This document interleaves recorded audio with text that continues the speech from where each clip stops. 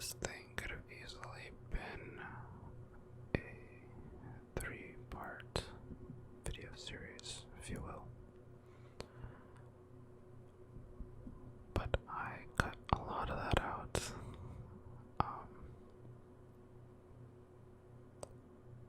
Because it was just boring fixes and UV layouts.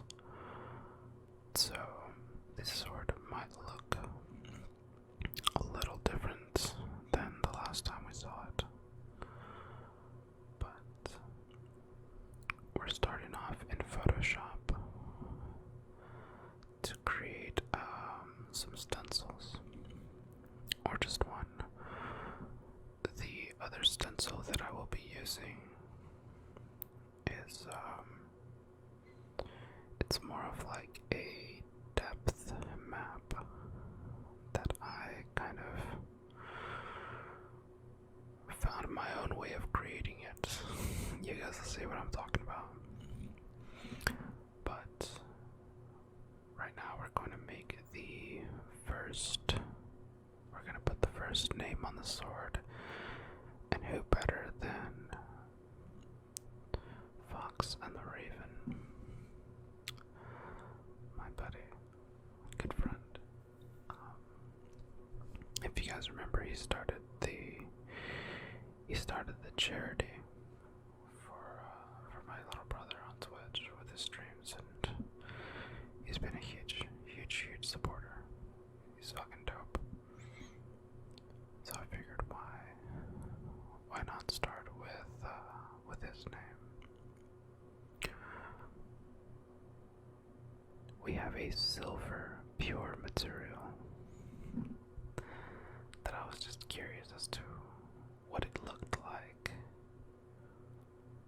because after this steel sword, it is a Witcher sword, and you know every Witcher has a steel sword and a silver sword for monsters. So we'll be doing the steel sword in the future, and I just kind of wanted to see what these we'll be doing a silver sword in the future, and I just wanted to see what the silver material looked like inside of here. I would like it to be a little more shiny, a little more reflective. Luckily we can do that, so that's gonna be cool. But for the steel sword, we're gonna go with that steel rust material.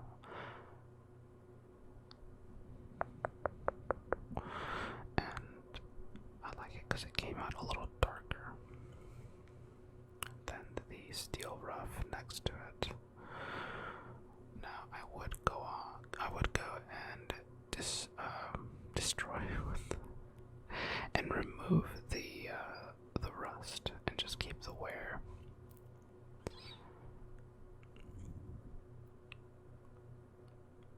And we'll use that same material for the steel parts of the handle here. Decided to split up those texture sets. Ideally, I should have put all the metal pieces on the same texture set, but we'll do that moving forward. But you can see there's some black parts of the model. Now that's not because the material isn't being applied properly. Well, kind of is, but it's not something that Substance is doing. It's something that I did when unwrapping this thing. That back part of the crossbar thing, and one of the sides of the little cylinders, their UVs are collapsed into a single point where there should be multiple polygons laid perfectly flat, so that textures and materials can be projected on them. Instead of being like that, they're just one solid that single collapsed point in the 0 to 1 space, making them, basically unrenderable or unable to be projected on, if that makes sense. But I'll fix that later. I didn't want to jump back into Maya and fix it. It's a pretty simple fix. I had to do it to something else here already. I just didn't notice there was other islands that had happened to. But I found that really cool. Leather braids material. I'll say that's perfect. I wasn't really sure. It's a lot different from what's used in the game and all my references. But I'm already kind of steering away from the original concept, the original sword, so why not keep going? I just thought that material was really cool. But here it's already time for the name engraving. And just like with the Witcher series and how it looks in the games and stuff like that, we're gonna make the names glow. It's very much like us to do. Like, if you guys have been here for a while, you guys know that I love to work with an emissive channel and love to make shit glow. So we'll go and do that. But first, I forgot to do something very important, or at least what I thought used to be important. This time around doesn't seem to do much. Which, by the way, what I mean by that is, if you haven't noticed, yes, we're inside of Substance Painter, a program that you guys have seen me use in the past, but I upgraded my license for it. The version that I was using had to be like at least 3 years behind. I think, at least. But now we are using the latest and greatest. And this is one of the cool things. I wanted to keep this around to kind of like show you guys.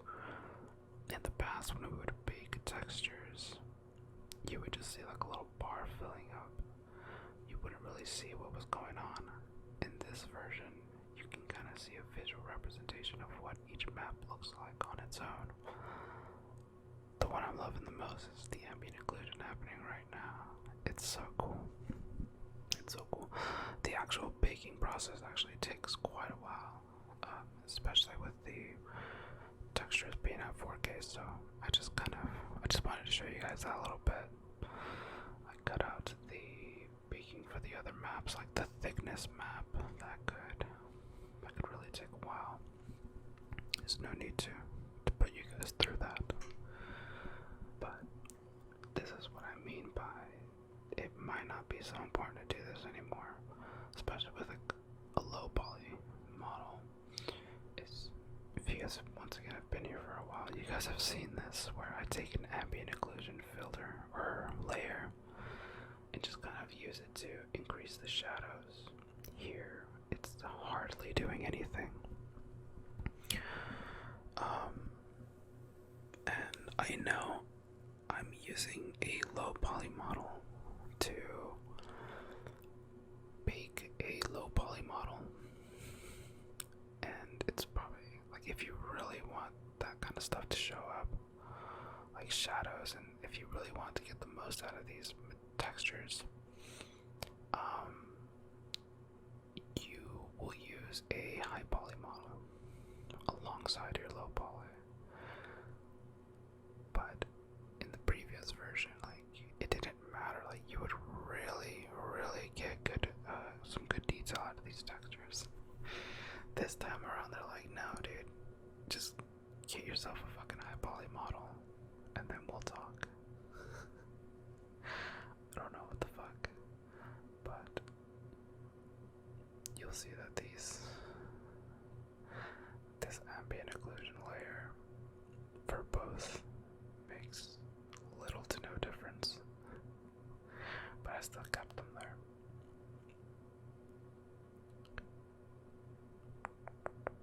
was also that little stint with the docking of the panels. A lot of what I didn't record when adjusting the model, I spent like a good 15 minutes fighting Maya and its panels. Like I lost track of some. One of them just wouldn't go the fuck away. And it was like a panel that was completely irrelevant. I think it was like one of the animation panels or something. It just wouldn't go the fuck away. So that was like a solid 15 minutes of me just like fighting Maya's interface. I was like, I can't. This isn't the kind of content that you want to post.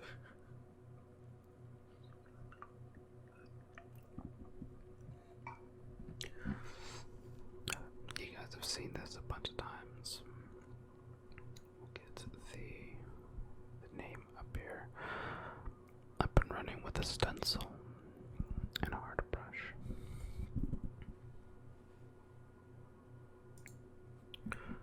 Now, Fox's name is Red on Twitch, so I decided to make his name red on the sword as well, which should be cool. I cut out this little fight with trying to align the names on the sword, but I'm gonna do a little throwback to my emissive name traces on Twitch. So I'll turn on an echo while we name trace Fox's name on the sword. I hope you guys enjoy.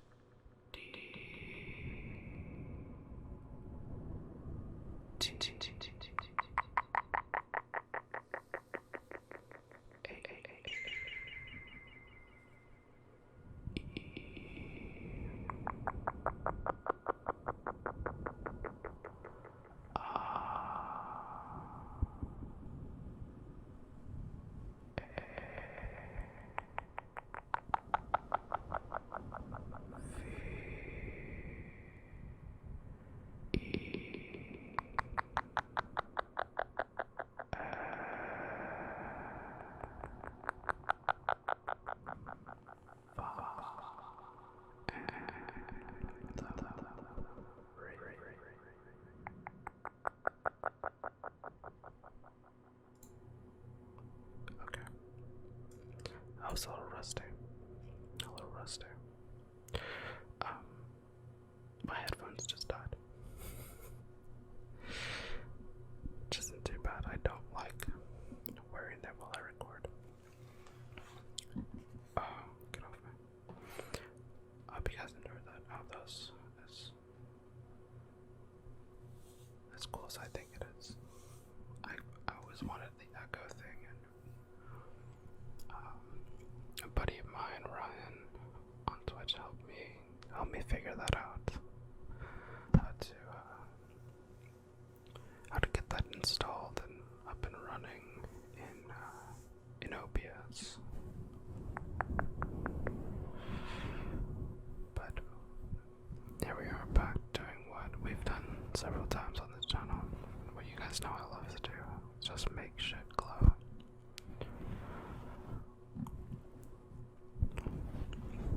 Just the glare was a little strong. Then again, it always starts that way.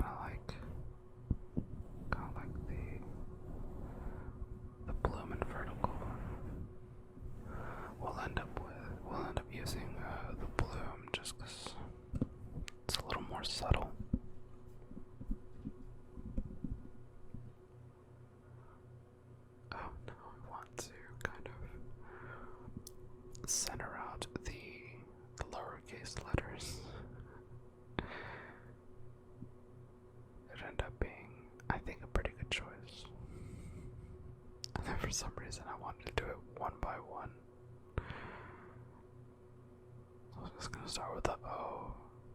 I was like, wait, no, I'm good. They're pretty well aligned. Even though the N at the end there could be better aligned or better centered out.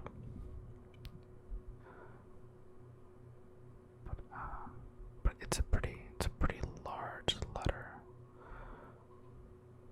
Plus, I've never really been a big fan of how the N's have a long tail and kind of end up looking like Y's. But it's a really cool font.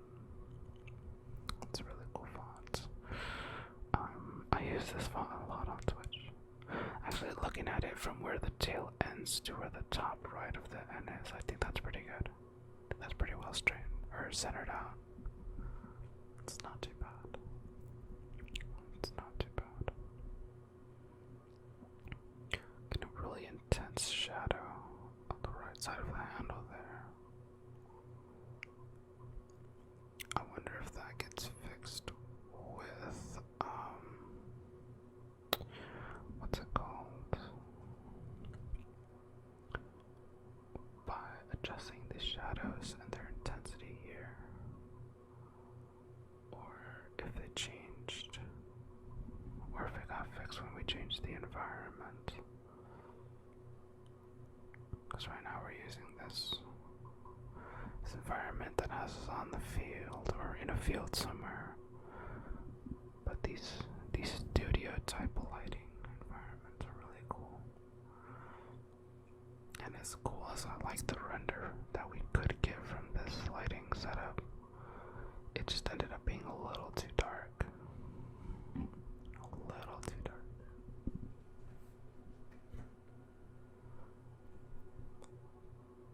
But this one's really cool. It's the one we would go with. I did still want to keep a dark scene just so the engraving could stick out a little more. We still wanted to see the blade. But I do have to do something about my obsession with dark environments and dark renders. Because there's a saying, and it's mostly true, but there's a saying that if something's rendered in a very dark scene, it's usually to hide bad modeling or bad texture work. And I'm not trying to hide dark texture work. This is just the type of art style that I lean to.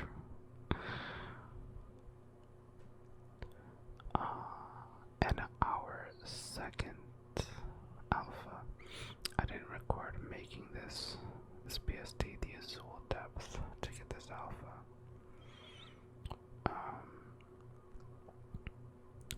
But pretty much I had to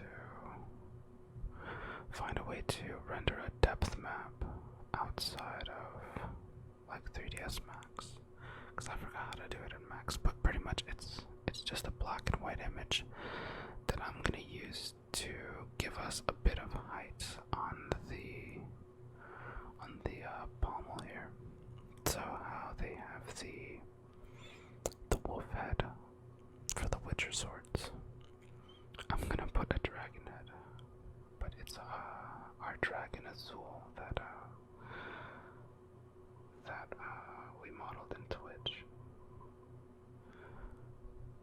From start to finish, one of the few things that I actually finished, and I actually finished the dragon recently. I recorded a video of me working on his eye, and after that I've been animating it. I have it's a very janky rigging setup, but it works. It works, and it's actually got me excited about like animating other things in the future. It's gonna be pretty cool.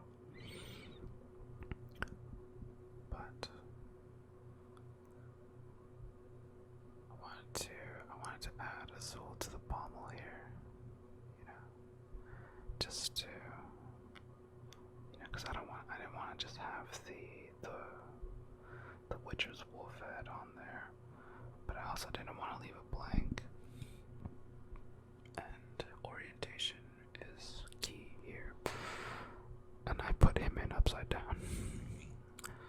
Now, it's not yielding the greatest results. I think if I were to have properly made a depth map, it probably would have came out better. Like right now it's like very like rough, but it works. He's on there. And I'm actually like surprised that it even worked at all. If you guys are interested, I'll do a video replicating how I did that. I'm sorry, did we just jump back or something? I'm sorry, I render out like the video portion of these videos, of these voiceover videos first, and then like I'll edit them together. And then I'll record the voiceover afterwards. So I'm not, as I'm watching this, I'm like, I could have swore we brought up the thing before. And then we see another thing, another little UV island that wasn't properly unwrapped. That little rim edge there on the bottom. Thankfully it's on the bottom, but I have to fix that too. It's not noticeable and it won't be seen, but it bothers me. Its existence bothers me. Oh, that's weird. Why didn't it go? Oh, gotcha. Because now there's two height layers.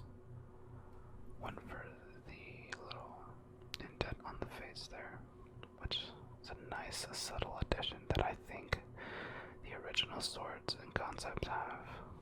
I just never really thought to include it until that last moment.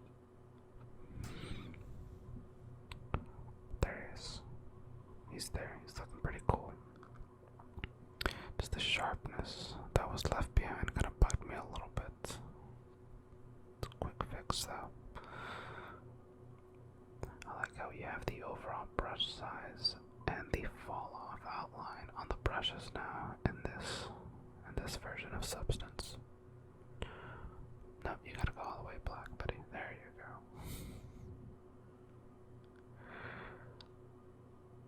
We upgraded Substance Painter, and we upgraded Marmoset. If you guys remember the little rendering engine that we used. It's where I animated the intro. I didn't want to record any of the intro stuff. I feel like I've thrown those headphones in your guys' faces so many times. Like, you guys are probably tired of seeing them. And it didn't help that I put them as the intro, but at least they're finished. Let's go back into the rendering tool. Shit, now that I'm looking at it. Oh, okay, never mind. I thought we were on the back of the sword, where we didn't put Azul on the pommel. But we're good. Thank you guys for watching, and I hope you have a good rest of your morning, afternoon,